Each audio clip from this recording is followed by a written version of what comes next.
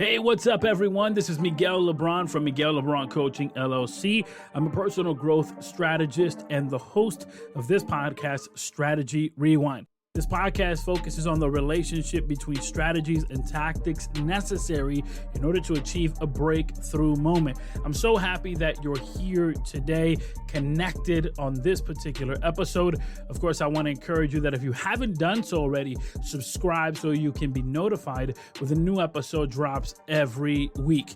Before I proceed forward on today's topic, let me talk to you about United Marriage Encounter. United Marriage Encounter hosts weekend retreats for marriages, and they also host several other events through the calendar year. You can go to unitedmarriage.com, that's unitedmarriage.com, and there find information on what events are taking place, events that quite possibly might be in your neck of the woods. I remember several years ago, my wife and I went to a United Marriage Encounter weekend, and the weekend initiated with a meet and greet. But after that initial meet and greet, the entire weekend was centered and focused on facilitating tools for powerful and transparent communication. We had such an amazing weekend that several years later, we decided to go again. And I'd like to encourage you to visit unitedmarriage.com. That's unitedmarriage.com. Not only are they the show sponsor, but they are an amazing organization that centers around strengthening marriages and facilitating powerful tools for effective and transparent communication. That's unitedmarriage.com. Once again, unitedmarriage.com. So grateful to have them as our sponsors. I want to talk to you about when I was a child. When I was a child, my mother and my father divorced before I was 2 years old. And because of his addiction, he was in and out of jail and in and out of my life. Now, because of this, there were other individuals that filled the role of father figure. There were other men that appeared in my life that took the role of father figure. One individual in particular was my stepfather. My mother would later remarry, and she would be married for about 25 years up until her passing day. And this man in particular, he taught me so many things. And I want to talk about what he taught me, but I also want to inform you that there were other men that taught me powerful lessons. My stepfather taught me what it was to work. He was a hardworking man. He was a man that would be up before the sun came out, and he would be in bed real early. And this man would always be working. Rather, it would be construction, or rather it be working on cars or in the house or doing something. But he was always engaging in some type of labor. And he took pride in the work that he did. And so from him, I learned that lesson of taking pride in the work that you do, of doing work and really owning the work that you do. He wasn't one who would say, "Look at me and follow me." Instead, he would lead by example. And I saw how sun up, he was out working. Even moment, he would still be working late at night. It wasn't that I had the idea or thought that I knew or understood. It was that I saw with my own eyes. You see, because he would work as an independent contractor, oftentimes he would take me with him to do the works that he would do. So I learned from him how to paint, how to work drywall. And I'm going to admit, I'm not like the most fanciest individual, the most skilled to do this. Oftentimes that was the running joke, that he would always take me to work in houses and to work in cars. And yet that just wasn't something that I gravitated to, even though I was there, even though he would try to teach me and try to lead by example. But my work ethic, I think, really was inspired by the work that he did. And so he took on that role because, again, my father was in and out of my life and in and out of jail because of his addiction. Later on, I would meet a man, Reverend Miguel Ayala, whom I've spoken countless of times about. And he is a man who not only became my pastor when I began my spiritual journey, but he is also a man who showed me how to pray, how to read. He showed me how to tie a tie. He was the man who was always consistently saying, "Miguel, this is the way you should walk and talk." And so he took on that role of a father figure. And I'm so grateful for him because from him, I learned the seriousness that we should should have when talking about the tasks and the duties and responsibilities that we have. He would be the first one in the church and he would be the last one out. The service wouldn't start until about 7 p.m., but by 4 p.m. in the afternoon, he was already in there, in the church, making sure the place was clean, making sure that either the fans or the air conditioner or the heater or just everything was in its place. And again, I was so fortunate because it's not something that I think happened. And it's not something that someone told me he would do. It's something that I saw with my own two eyes. I would be able to see him actually be there early in the morning or early in the evening. I would be able to see that, how he was passionate about helping people, encouraging people. In fact, he was the one who had the foresight and the vision to say, Miguel, go ahead and speak in public. And he would push me to be better at speaking in public and engaging with individuals. So if today I am the public speaker I am, a lot of it I owe it to him because, again, he was just able to have a vision and see what other individuals couldn't see when he would look at people and he would work with people and he would love on people. And so I learned that from him, that commitment to people, to service, that commitment to actually living your greatness. Several years later, after I had moved from Puerto Rico to Rochester, because in my early youth, at around the age of 14 or 15, I moved from Rochester, where I'm born and raised, to Puerto Rico. That's where I met Pastor Miguel Ayala, Reverend Miguel Ayala. But when I moved back to Rochester, I had the opportunity to work with different organizations and different associations. But really, it was a man by the name of Reverend Jorge Morales. And that man taught me something that no one had taught me before.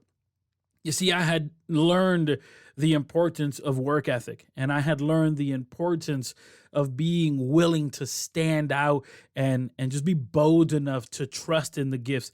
But this man taught me something that I had not learned prior to this moment, and it was to take hold and embrace the authority that comes with the position that you have been given. Oftentimes, we fail to understand that there is authority that comes along with the gifting, with the talents, and with the position that we are entrusted with. And what Reverend Morales showed me was embracing the authority and the power that comes along with the gift, the power of the talent that you possess. So often we don't see the value of the gift. Like we may know, okay, I have this gift, whoopity-doo, right? But he really empowered me in saying, no, take hold of the power, the authority that comes along with the gift. So I had learned the work ethic from my stepfather, and I had learned the boldness, if you will, from Reverend Ayala. But he came along, Reverend Morales did, and he really empowered me in taking hold on the authority that comes along with the gifting. And it was this year that something powerful happened. It's been in a few years in the making, but something recently happened. I mentioned to you that my father was in and out of addiction in my younger years, and he was in and out of jail and in and out of my life. But something powerful happened several years ago, and it is that he as well had a spiritual awakening. And it was the gospel that really changed his life. And not only that, but as in my life, as I've been having some changes and some transitions that have taken place, this is a year where he has really been so present. And it is the lesson that he has taught me is the willingness to follow the vision. It's the willingness. Now, I had an idea and a concept of this previously, but really it was through the conversations with him, through seeing him work as a leader, as he serves as a pastor and a bishop. It was through those conversations where I began to really take hold and understanding of what it is to believe the vision, even if nobody else does, even if nobody else believes in your vision. Now, there's been other individuals that along the way have helped me and that have really poured into me, but these are men that I really want to highlight today. And I believe in the power of mentorship. I believe in the power of pouring into someone else.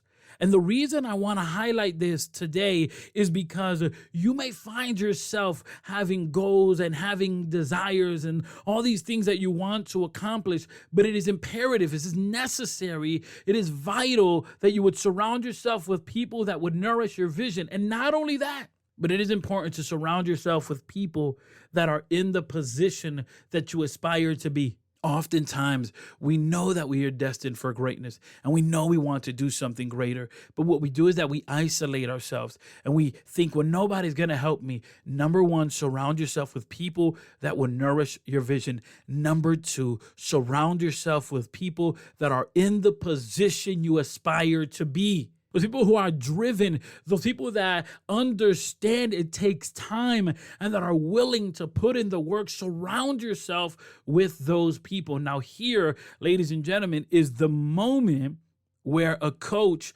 can be so handy, so useful. Because the truth is that sometimes in our life, it just so happens that our immediate circle, it almost seems like there's nobody that we can gravitate to. Well, this is where a coach can actually be your saving grace. As a personal growth strategist, I work with individuals who have a goal but cannot see the starting line. Or maybe they don't see themselves fit enough to actually be able to accomplish that and have a breakthrough moment. And so through the blogs that I've written on MiguelLebron.com and through the podcast that you're listening right now, Strategy Rewind, I've been able to share free content with you. But what I'm encouraging you is to take it another step, for you to take it to another step, because you owe it to yourself and the greatness that is inside of you. I want to encourage you right now. On the show notes of this particular episode, you're going to find a link that's going to allow you to set up a free 30-minute strategy session with me. Click on the link. You've got nothing to lose. It's free. Well, you do have something to lose. Time. And time is a resource that we don't get back. I am so grateful for the men that poured into me. And yes, there were women as well and individuals, but I wanted to highlight these men, these strong men who poured into me, who believed in me, but that also held me accountable and have not been afraid and were not afraid to push me and say, you can do better. If you need that accountability partner, and if you need a strategy, and if you are ready to go to the next level, today is the day. Because remember, where one mountain ends, another begins. And it is necessary that if you intend on reaching the summit of the greatness that is inside of you, it is necessary for you to, number one, surround yourself with people that would nourish your vision. Number two, surround yourself with people that are where you want to be. Number three, if you feel as though no one in your circle, in your immediate circle, no one that is accessible to you fits those criteria, this is where a coach could come in and help you so that you may have your breakthrough moment. Thank you so much for everyone who has been connected here today on Strategy Rewind Podcast. For more information on this podcast, head over to strategyrewind.com. There in the show notes, you'll also find information on today's show sponsor, which is United Marriage Encounter. Remember, they have events going on all through the calendar year and even in your neck of the woods. Of course, if you'd like to be a sponsor of this podcast, head over to MiguelLebron.com. There you'll find details not only of how you can become a sponsor of this podcast, but also information on Miguel Lebron coaching. As always, please consider subscribing and sharing this podcast. And of course, surround yourself with people that will nourish your vision.